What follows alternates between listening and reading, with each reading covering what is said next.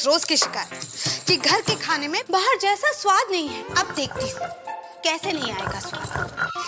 अब तो स्वाद आएगा ही आएगा। खाने को अगर स्वादिष्ट है बनाना तो जोर नहीं सिर्फ दिमाग लगाओ। दिमाग? इससे आएगा खाने में असली स्वाद। मसालों का ये जादू दिलों पे छा जाएगा। स्वाद का जो है दम सुबह को भा जाएगा। राजेश मसाले, अब आएगा खाने में असली स्वाद।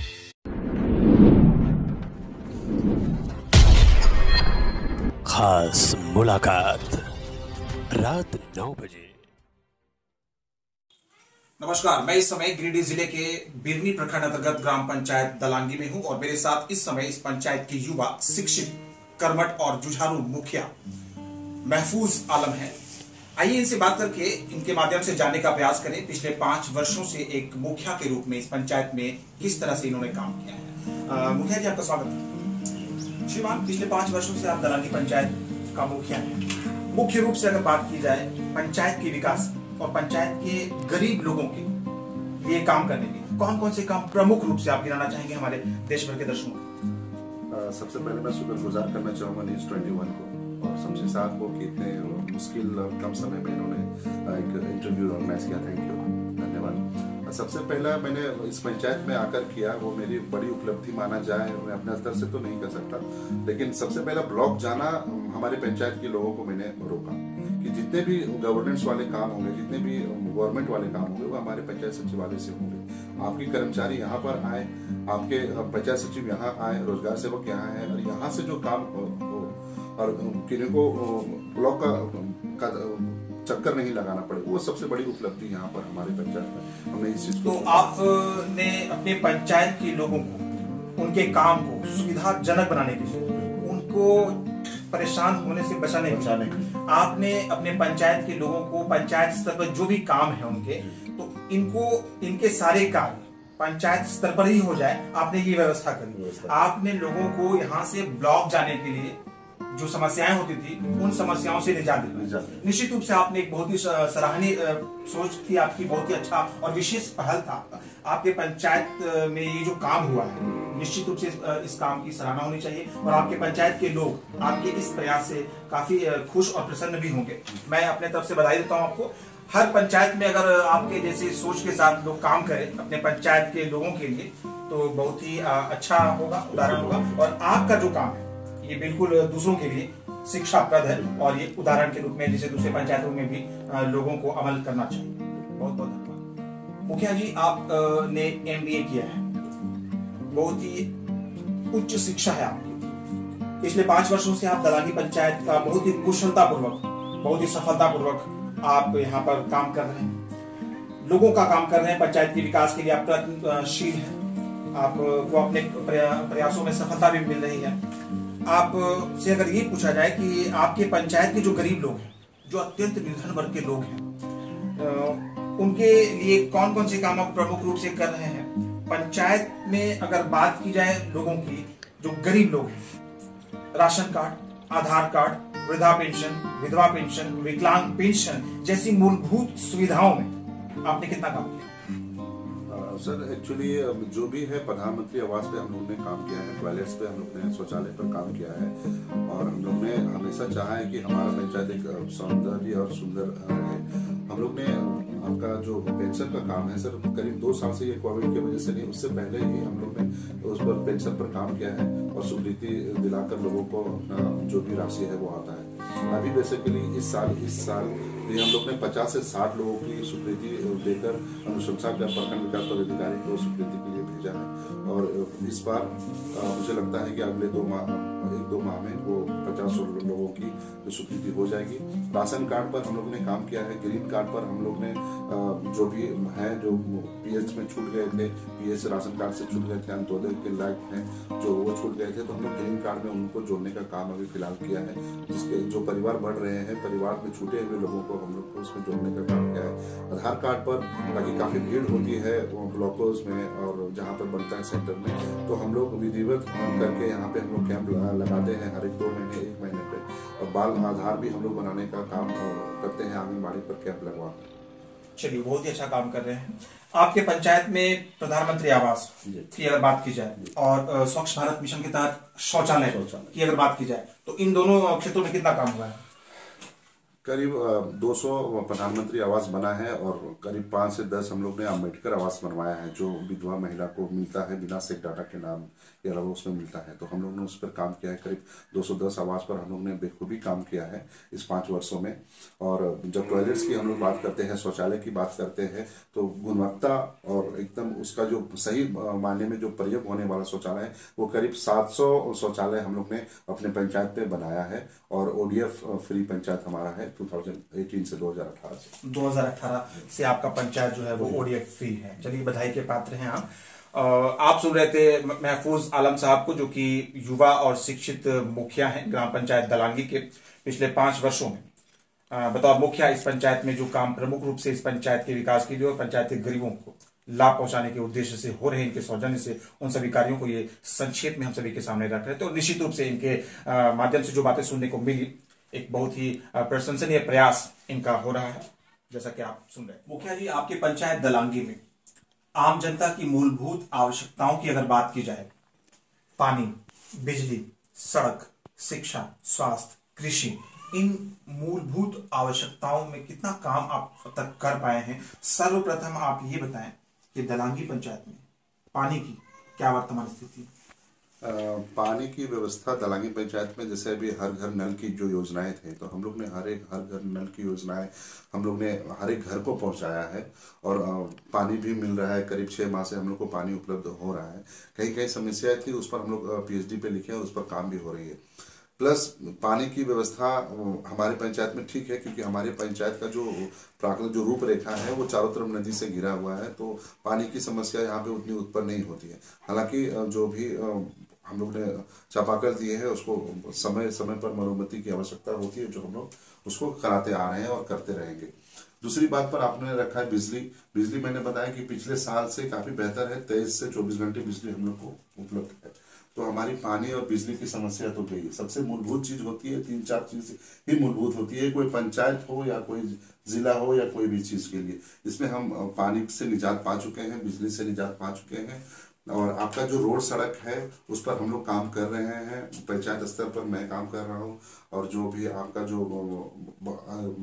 अपना जो बगोदर विधायक हैं, वो अपने अनुशंसा के पर उनके जो कार्यक्षेत्र में आता है वो अपना काम बेखूबी जानते हैं, कर भी रहे होंगे।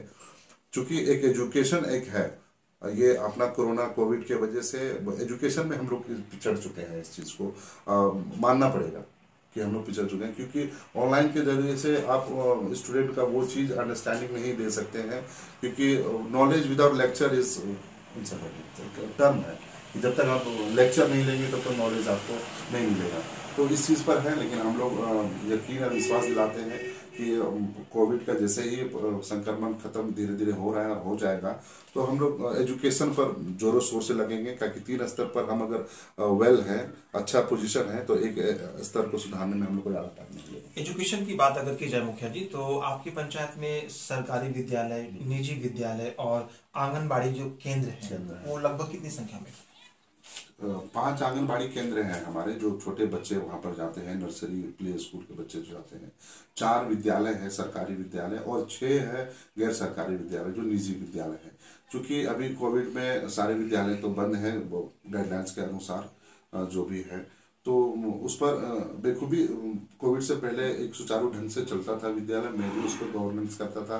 मैंने एक समिति भी बनाई थी विद्यालय एजुकेशन के को लेकर, तो उस पर विधिवत सब चीज चलता था। लेकिन कोविड के बाद हम लोग को एक बिग चैलेंज है, एक है, उस चीज पर हम लोग काम करेंगे। सबको मिलकर काम करना पड़ेगा। उस पर एक आदमी का वो आवश्यकता नहीं है, वो टीम वर्क काम करेंगे तभी हम लोग उस पर।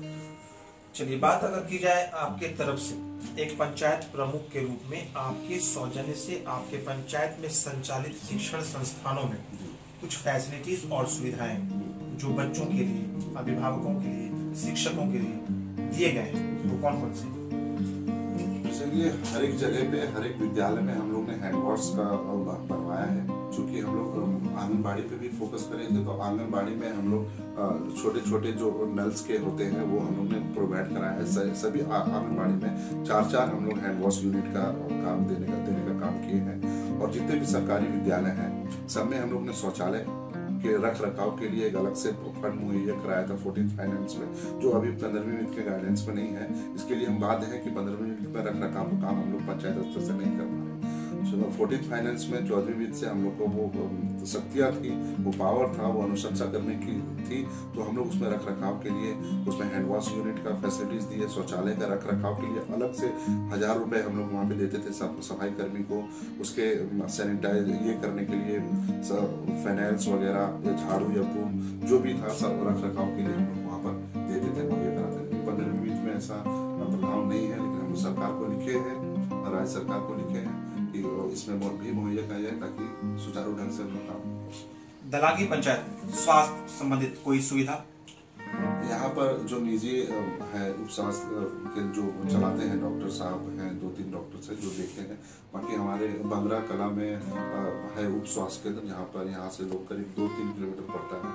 तो मैंने सबसे उपायुक्त महोदय भी हमारे आए थे, हमारे विधायक महोदय से भी मैं रिक्वेस्ट और गुजारिश भी किया था कि एक इतनी बड़ी बस्ती में, क्योंकि दलांगी एक 6 से 8 हजार 10 हजार की आबादी वाला पंचायत है, तो एक उप स्वास्थ्य केंद्र का अगर यहाँ पर निर्माण हो जाता तो एक बेहतर जनाब महफूज आलम साहब, माननीय मुखिया ग्राम पंचायत दलांगी को आप सुन रहे थे। पंचायत स्तर पर आम जनता की मूलभूत आवश्यकताओं की वर्तमान स्थिति से अपने माध्यम से हम सभी को रूबरू करवा रहे थे। पंचायत में सराहनीय काम है, इनके सौजन्य से पंचायत में काम हर तरफ से किए जा रहे हैं। लोगों को अधिक से अधिक संख्या में लाभान्वित करने का इनका प्रयास हो रहा है। कहीं कहीं कुछ समस्याएं भी हैं, जिन समस्याओं को दूर करने के लिए भी प्रयास हो रहे हैं। आशा करते हैं कि आने वाले समय में जल्द ही दलांगी में हर तरह की समस्याओं का समाधान होगा, पंचायत का चहुमुखी विकास होगा, पंचायत की जनता अधिक से अधिक सरकारी महत्वाकांक्षी और जन कल्याणकारी योजनाओं से ईमानदारी पूर्वक तरीके से भी कोरोना महामारी के दौरान आपने अपने पंचायत में किस तरह से काम किया? कोरोना महामारी से ये तो पूरे देश को, पूरे विदेश में भी ये चीज होगा। एक मैसेज के जरिए, एक टीम वर्क के जरिए हम लोग ने उस पर काबू करने का कोशिश किया। एक हम लोग टीम ऑर्गेनाइज करे, हर एक वार्ड वाइज हम लोग ने टीम का गठन करा और टीम की जवाबदेही थी कि हर एक वार्ड में किनको चावल की आवश्यकता है, किनको किसी भी चीज़ की आवश्यकता है, तो वो मुझे तुरंत रिपोर्ट करे। एक टीम वर्क करके हम लोग चीज़ों को लोगों तक पहुंचाने का काम किया। इवन मास्क, सैनिटाइजर, साबुन, आपका चावल का भी हम लोग हर एक घर जो आवश्यकता के अनुसार हम लोग सभी लोग देने का काम किए। इवन यहाँ तक कि जो बच्चे थे जो स्कूल नहीं आ रहे थे, उनकी जो स्कॉलरशिप पेंडिंग पड़ी थी, वो हम लोग घर पर जाकर मास्टर साहब के द्वारा जो प्रधानाध्यापक है उनके सहयोग से हम लोग उनके चावल, उनके घर और उनकी जो राशि थी उनके घर तक देने का हम लोग काम किए। जो बाहर रहते थे, सिटीज में जो रहते थे हमारे भाई बंधु, सब पर हम लोग कांटेक्ट करते थे और उनको वहाँ से लाने का सरकार हेमंत सोरेन के द्वारा हम लोग कांटेक्ट के जरिए जो डेटा दिए कि इतने लोग हमारे पंचायत से वहाँ पर उनको बाहर से लाने का हम लोग बस के जरिए, ट्रेन के जरिए उसमें सहयोग अपने स्तर से काफी हम लोग हमेशा करते रहेंगे, ताकि ये हमारा एक पंचायत है। तो हम लोग कोशिश करेंगे कि छोटी से छोटी चीज भी हम लोग अपने स्तर से नहीं जाते। क्या वर्तमान स्थिति पंचायत में कोविड-19 को लेकर अभी है? अभी तो शुक्र, अल्लाह का शुक्र है कि अभी हमारे पंचायत में एक भी कोविड-19 का कोई भी वैसा मरीज नहीं है। हालांकि क्वारंटाइन सेंटर हम लोग ने अभी भी बनाकर रखा है पंचायत सचिवालय में। 2-3 रूम हम लोग अलॉट भी कर चुके हैं कि वैसा अगर स्थिति उत्पन्न हो जाए, इनकेस नहीं कर सकते कोविड में, तो हम लोग उसको क्वारंटाइन सेंटर में उसकी फैसिलिटीज के लिए उसको वहाँ पर रखते हैं। माननीय मुखिया ग्राम पंचायत दलांगी, प्रखंड बेड़नी, जिला गिरिडीह, झारखंड। कोरोना महामारी के दौरान पंचायत स्तर पर अपनी सक्रियता और जो काम पंचायत स्तर में हुए थे उन सभी को हम सभी के सामने रख रहे थे, और निश्चित रूप से जुझारू और कर्मठ शिक्षित मुखिया के रूप में इन्होंने बहुत ही प्रशंसनीय काम पंचायत स्तर में कोरोना जैसी विभत्स महामारी के दौरान में किया। जैसा कि उन्होंने बताया कि इनके पंचायत के जो लोग बाहर मजदूरी करने के लिए महानगरों में रहते थे, जब वो वापस आए तो उनके रखरखाव और क्वारंटाइन की उचित व्यवस्था की गई, उनके खान पान की व्यवस्था की गई। पंचायत के गरीबों के बीच राहत सामग्री और राशन का वितरण भी हुआ, मास्क और सैनिटाइजर्स भी बांटे गए। सरकार का जो दिशा निर्देश इनको मिलता गया पंचायत स्तर पर, इन्होंने अपने पंचायत के लोगों से आग्रह किया और सरकारी दिशा निर्देशों और गाइडलाइंस को फॉलो करने का उन सभी से आग्रह किया। पंचायत की जनता समझदार है, पढ़ी लिखी और जागरूक है, इनके आग्रह को वो फॉलो करते गए, सरकारी दिशा निर्देशों को का अनुसरण होता गया और परिणाम सकारात्मकता के रूप में भी हम सभी के सामने है कि इस विभत्स दौर में भी कोरोना जैसी महामारी के इस प्रतिकूल समय में भी पंचायत दलांगी की अगर बात की जाए तो वर्तमान में एक भी कोविड-19 का पॉजिटिव केस नहीं होना इस बात को सिद्ध करता है।